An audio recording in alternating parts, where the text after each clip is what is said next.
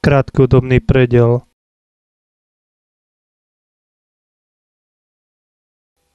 Takže vy tvrdíte, že ste objavili dieru v časopriestore, ktorá dokáže vycucnúť celú našu Zem, vesmír a všetkú hmotu, ale hambili ste sa nám to povedať. Rozumiem tomu správne? A táto diera je podľa vás niekde pri Rimavskej Sobote. Máte nejakú predstavu o tom, ako sa tam dostala? Mám dve teórie a neviem, či je prvá neuveriteľnejšia ako druhá, alebo druhá neuveriteľnejšia ako prvá. Začnite prvou. Teraz sa neviem spomenúť, ktorá je prvá a ktorá druhá. Potom. Tak začnite druhou. OK, časopriestorová brána nemohla vzniknúť v žiadnom prípade náhodou. Niekto ju umelo otvoril, niekto, kto si neuvedomuje, akú katastrofu tým môže spôsobiť. Podľa druhej teórie vytvoril dieru niekto, kto k nám cestuje z budúcnosti a pešuje sem nové zbranie, typoval by som nášho úhlavného nepriateľa. Norsko. Dla prvej teórie si otvorením brány niekto skracuje cestu hyperpriestorom, čo s najväčšou pravdepodobnosťou znamená,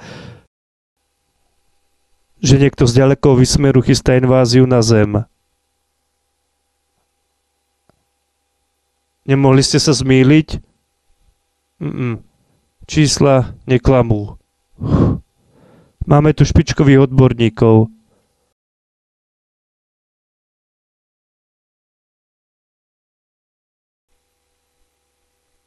Čo budeme robiť? Musíme zabrániť panike, čím menej ľudí o tom vie, tým lepšie.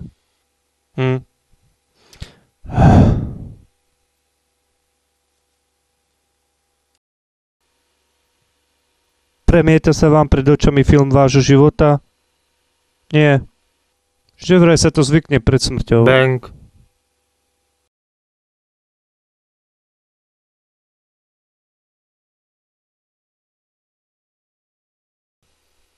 Nevieš, na čo som si chcel spomenúť? Inzulín som si pichol, antidepresíva tiež.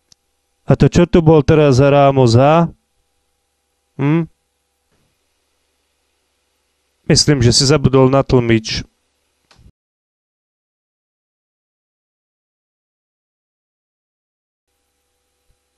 Ktorý imbecil prijal do bezpečnostnej služby invalidného dôchodcu. To bol môj nápad. Na ústredí sme si mysleli, že zostrelenie invalidného dôchodcu bude predstavovať pre útočníka vážny etický problém.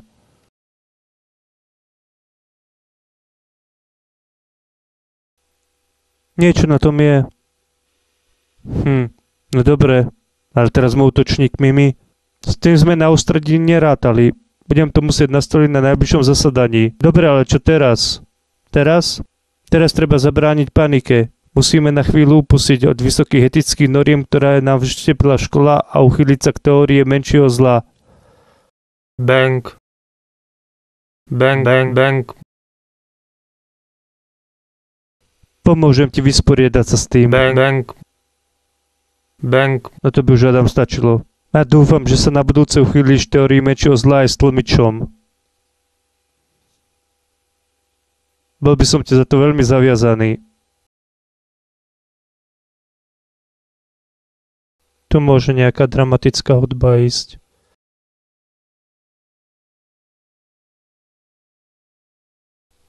Koniec hudby s posledným zabuchnutím dvier. Kam to bude? Zhrňme si fakty. Niekto vytvoril červiu dieru pri Rimavskej Sobote, chystá cez ňu inváziu a my nevieme, kto to je. Možno však žije v blízkosti diery niekto, kto videl, čo sa tam deje a som si istý, že na duševnom zdraví mu to práve nepridalo. Medzi scénami fade out a roztmenie, v tme ešte výkrik, tu môže byť hudba dramatická.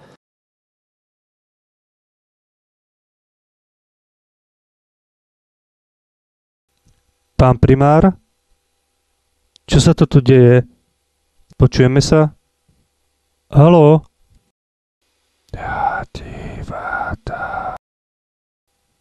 Stalo sa vám niečo? No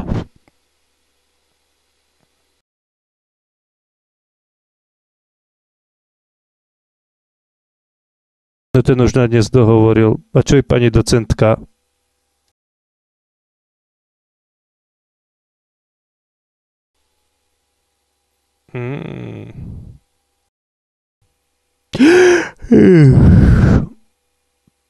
Prajete si? Chceli by sme hovoriť s riaditeľom.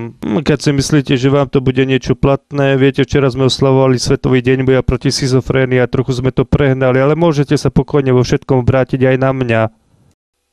Vy ste kto? To by som aj ja rád vedel. Trpím schizofréniou a stratou pamäti a navyše mám po včerajšku strašné okno. Momentálne som tu ale najpričetnejší človek, takže ak niečo chcete, pýtajte sa. Sme z SIS a chceli by sme hovoriť s pacientmi, ktorí pochádzajú z okolia Rimavskej Soboty. Zaujímajú nás hlavne takí, ktorí tvrdia, že videli UFO, alebo čudné postavy, alebo žiaru, alebo čokoľvek dostatočne šialené na to, aby ich zavreli u vás. Pravíte z Gemera? Odtiaľ tu máme Benčúrika. Vraví, že sa mu zjavila Panna Mária. Neskôr som počul jej hlas, ktorý ma volal po mene. Mala blankitne modré rúcho so šarlátovými strapcami, ktoré splývali z zabitia hrobov na kryštálové zrkadlo pod jej nohami a v tej chvíli som začul hučanie trúb a dudenie krupobytia a nebo sa rozčeslo od východu až po samotný západ. Vravel som, že je v péčku.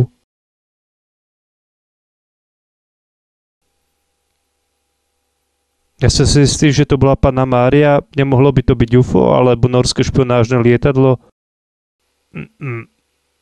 Roznám predsa Pannu Máriu od špionážneho lietadla. Len pokojne. Hlavne si skúste spomenúť, či nemal na krme plazmové delo. Mohli by si mi povedať, na čo by bolo pani Márii plazmové delo? Možno nás už má plné zuby. Ja neviem, ja som luterán. A ja žid. Ty si žid? No. Ani Adolf, trochu čudné meno na žida? Tiež som to vravel otcovi. Skončili ste už? Musím ešte nadiktovať Márino posolstvo stenografka a poslať ho do Vatikánu. Ešte jednu otázku, nič vám nedala tá vaša Panna Mária? Nie, ale naučila ma toto. Jaká hudba na harfe, či čo to má? Spieva Haleluja. Zdá sa, že sa mu naozaj zjavila Panna Mária.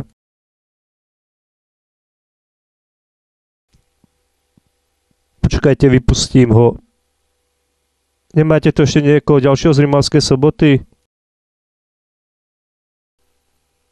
Je tu ešte jeden.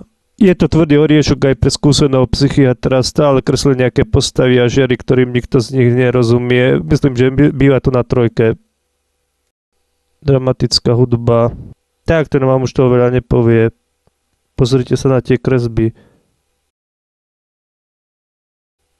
Všetky postavy začiernil. To máme za to, že sme im v rámci programu Dôvera darovali na Vianoce šnúry na prádlo. Myslíte, že pani docentka je ešte u seba? Tiež by som ju potreboval položiť niekoľko otázok.